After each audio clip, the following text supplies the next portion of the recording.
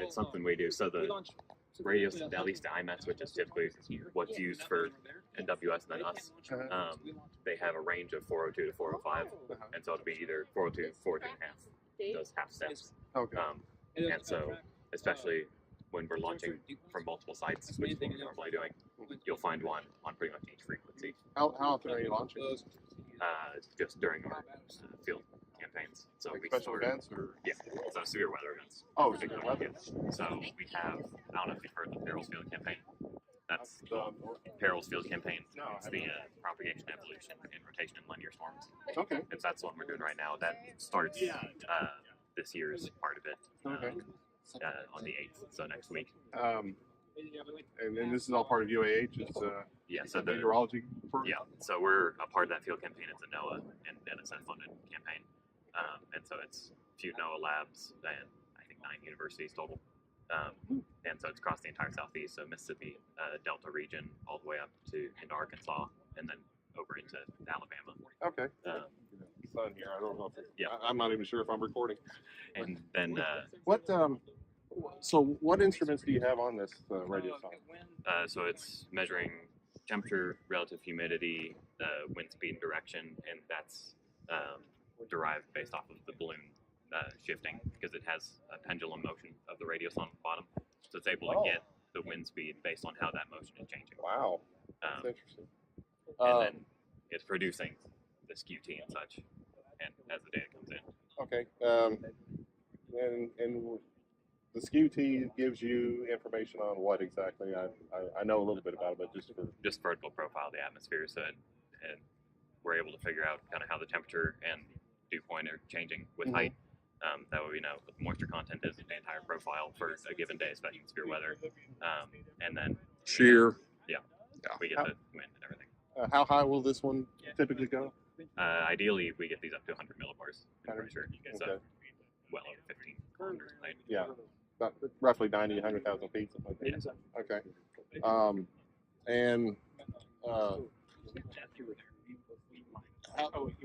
there it is. Okay. I was like, I thought looks like that ain't Chinese. That's for sure. But now, do people? I mean, obviously, it comes down to it's disposable. How much would one of these things cost? Would you know? Or? I don't know the price off the top of my head. I know it's somewhere in like the 300 to 500 range. Okay. I'm sorry. Plus the balloon and everything. They used to be recoverable. Do you know? Anybody know why they stopped doing that? Or is it? They still are, but for how high they get and how far they travel, it's just not cost effective for us to go get them. Right. Okay. Because we can at least get an estimated location of them. And the other thing is especially on severe weather days, which is when we're normally launching these. Yeah. I mean, they travel so far horizontally, they get over the horizon, we lose signal, so we don't know where it ends up from there. Yeah, I used to do something with UT's radio club up in Knoxville, where we launched these with amateur radio payload, and yeah, they go far, and they get stuck in trees and or out in the middle of a lake somewhere. Yeah. So, who gets this data? You get the data. Does it get shared through a network? Yeah, so depending on what we're getting the data for, so like for perils, the campaign will have the data. So UAH, all of our vehicles data, all of our sounding data, we have the rights to for a year after we gather it. Yeah. So last year's perils from spring, that data's coming out to be public now. Oh, okay. And so every university and organization has that data of their own for that year, and then it's typically in Can you share it out like if there was like a serious event or something like that? Yeah. Like F5 tornadoes all over the place. Right. And we, since Huntsville's National Weather Service is an upper air site themselves, they ask us to do soundings for severe weather. Huntsville's upper air? I know. They're not upper air. They're not upper air. Okay. And so they'll ask us to launch from SWIRLL for severe weather events, and then they'll get the soundings from that. And what do you have the data on a computer? Yeah, it's right here. Pretty clear day, actually. So, okay, so this is what day looks like coming in. Oh, okay. Fascinating. Thank you. Yeah. Temperatures 0.4 centigrade, is that right? Yeah. Humidity negative. Okay. humidity 16%. Yep. Where's the altitude? Or do you get altitude, or is it just millibars? It's altitude too. So altitude's over here. On the Oh, right. okay. Oh, there's the coordinates. Okay, I see. Yep.